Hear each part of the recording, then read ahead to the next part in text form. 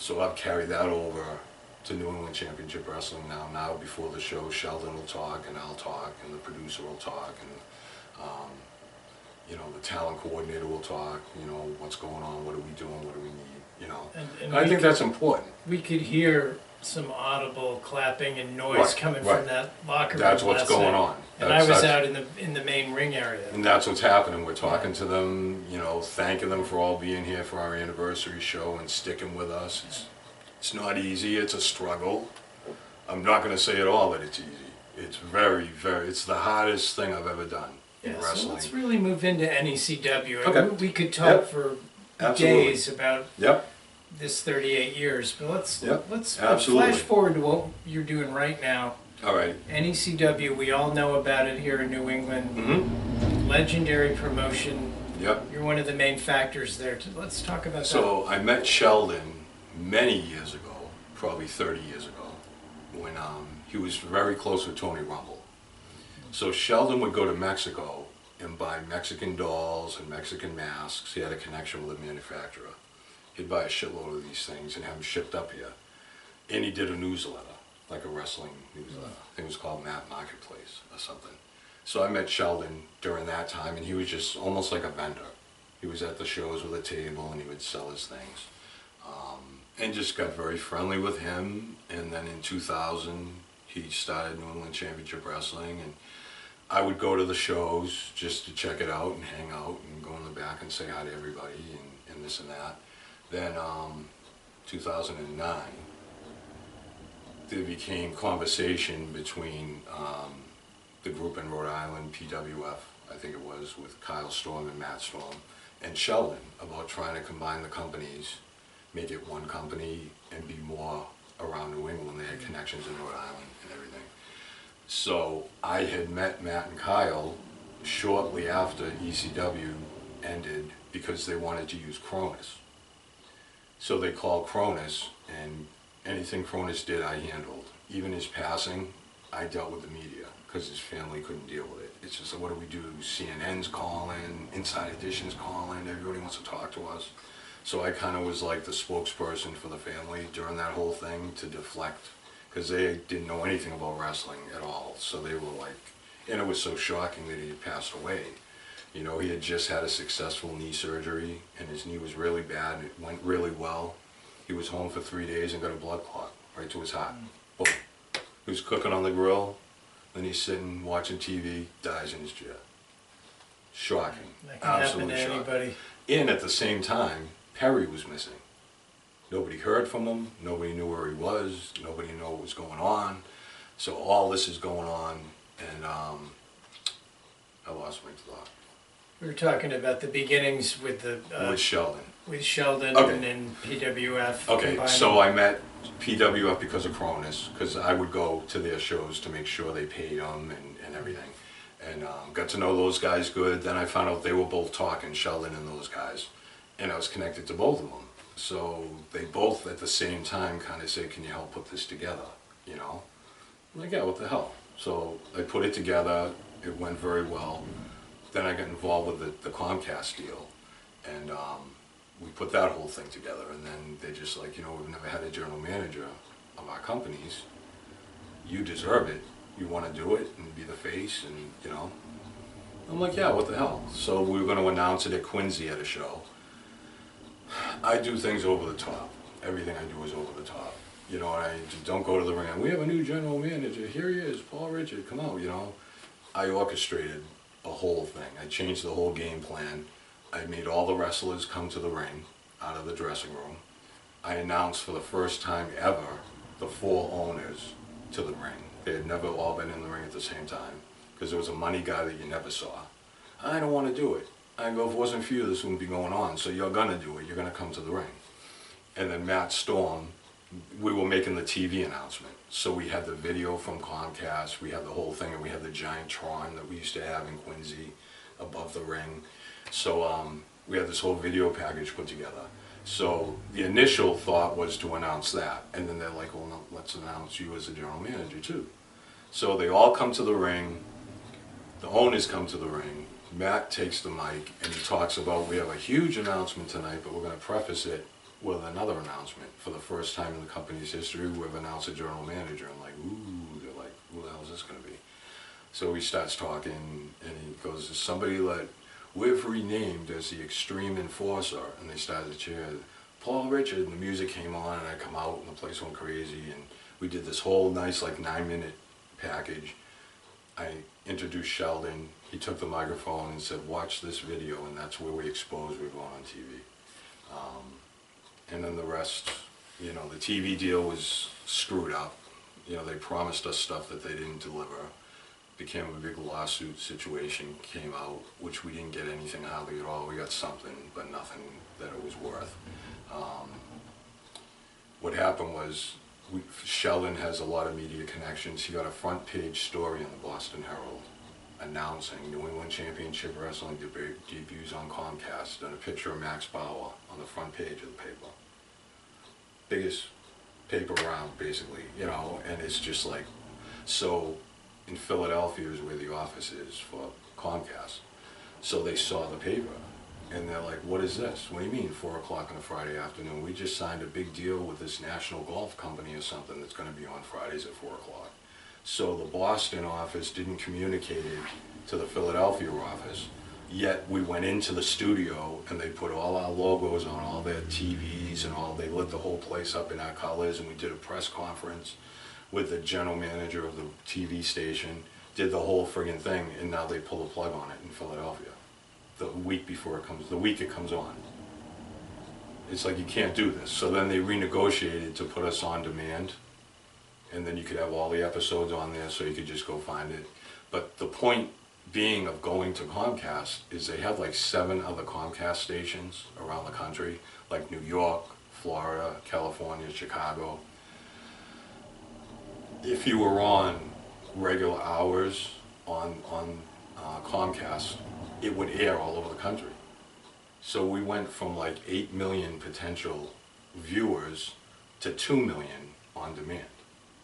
So it was a screw job. You know, it wasn't no good for us. It wasn't going to help us. But what could we do? It's the week we're starting, you know.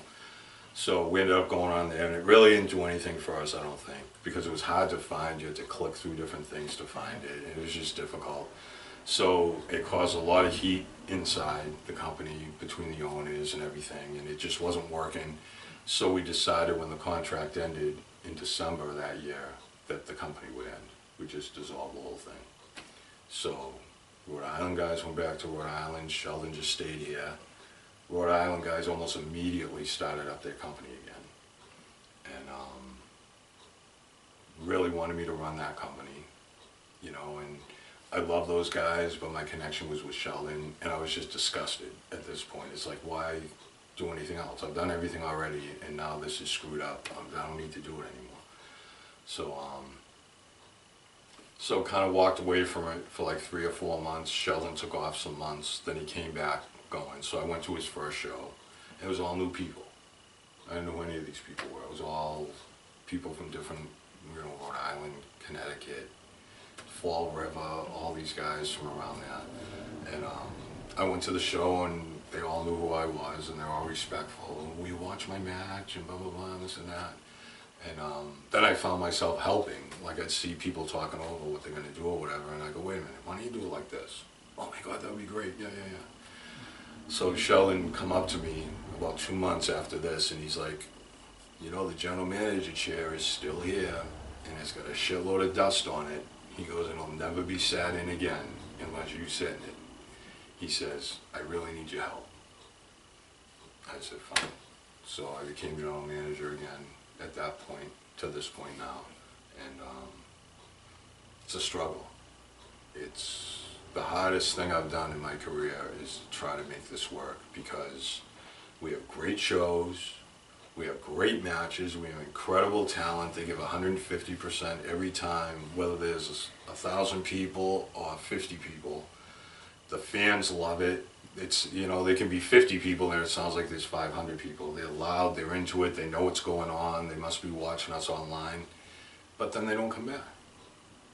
You know, you have your base of people who are there all the time, but you get all these other people that come, and they love it, families, and they're leaving, oh, this was great, we're going to tell our friends, blah, blah, blah, blah, blah. You never see them again. which is baffling.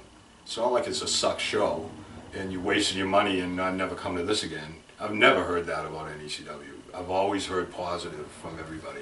No, you know, I've never seen a bad show, and I've been going to your shows for years. It's absolute. I mean, last night's show again, we had a little more people than last month, which was our worst month in the history of doing this, which doesn't make any sense. But Sheldon says it's because there's a lot of stuff going on that weekend and this and that and everything.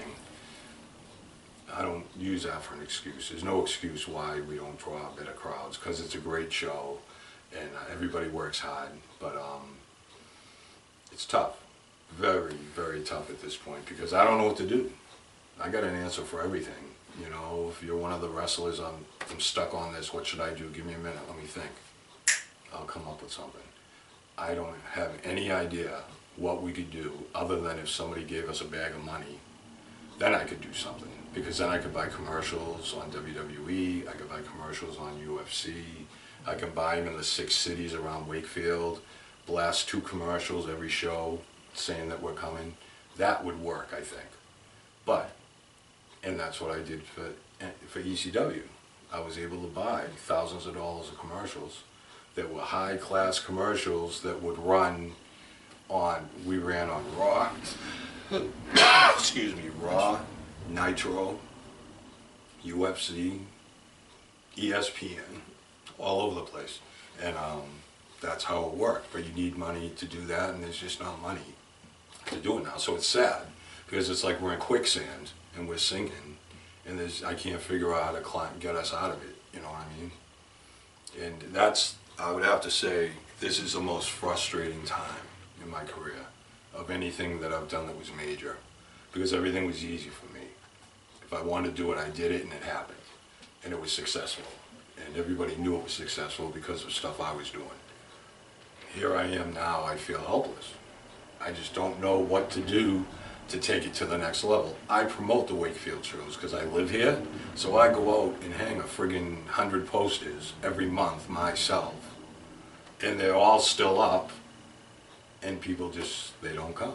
You know, it's very, very frustrating, and hopefully it turns around soon, because I don't know how long you can lose money like this and just keep going.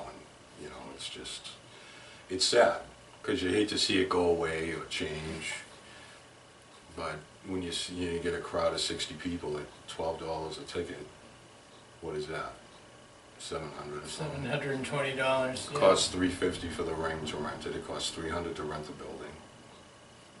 There's no money, and everybody's got to get paid. Where's that money come from? Sheldon's pocket, which he doesn't have. But he pays everybody, because that's how he is, you know. And it's frustrating, because I hate to see him lose, but this is his dream. It's like all he's lived for is to do this, and he just can't let go of it, and just even take a break. Take 6 months off, reevaluate, you know, save some money, you know, and let's try again and get something going. But I don't know what the answer is. Apps is the only thing I can say I have no answer to, or how you fix it at all. Yeah, and I think that your challenge is not unique. Right. Well, that's the thing. Nobody else is drawing crowds either. You know, everybody's doing under 100 people. You know, no matter. And then you see other bigger companies will bring 2 or 3 stars in, and they'll draw 600 people. So, like I say, these companies that bring in these people and pay all this money, and they draw 600 people. It's like us drawing 60 people, because you're paying all this money out to bring these guys in, and they're not bringing in 1,000 people, you know, like back in the day. You know, so they have higher costs and make less. We have low costs and make nothing. You know, so it's almost the same thing. Like I told Sheldon, I go, I'd rather not lose as much money and not bring stars in, because it doesn't matter.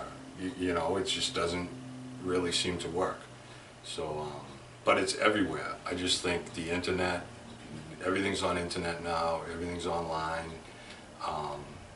So you don't have to go. You can just watch it on the online thing, you know, and just not go out to the shows. But I wish the show sucked, to be honest with you. I wish I could just shake my head in disgust and say this sucks and I'm out of here. The wrestlers suck. Sheldon sucks, the whole thing sucks. It doesn't. Can't. It's fucking good. Sheldon puts his heart and soul and every fucking thing he has into this. And it just doesn't, you know. Yeah. It's sad. It's sad, you know. And 38 years into this, I'm just like, why? At this point, I've been so successful. Now all my medical stuff that's going on, it's just like, I don't have the energy that I had, you know, and it makes me even more frustrated. And it's just like, you know what? The stress I have in my life now is just this. It's not even the brain injuries or anything else. It's why this doesn't work. As I'm out, and I like to do the postering at like 2 in the morning, 3 in the morning, because there's nobody on the streets, there's nobody around. It takes me like 2.5 hours, point A to point B, and I do 100 posters in one night. And I'm driving around doing it, and I'm tired, and I'm like, what if I only put 50 out? Is it going to make a difference? You know, what if I do it half the amount of time? Are we still going to draw the same? You know what I mean? But I'm always like, well, maybe this time other people will see it, and maybe it'll help, you know? But it doesn't. It's just, and it sucks.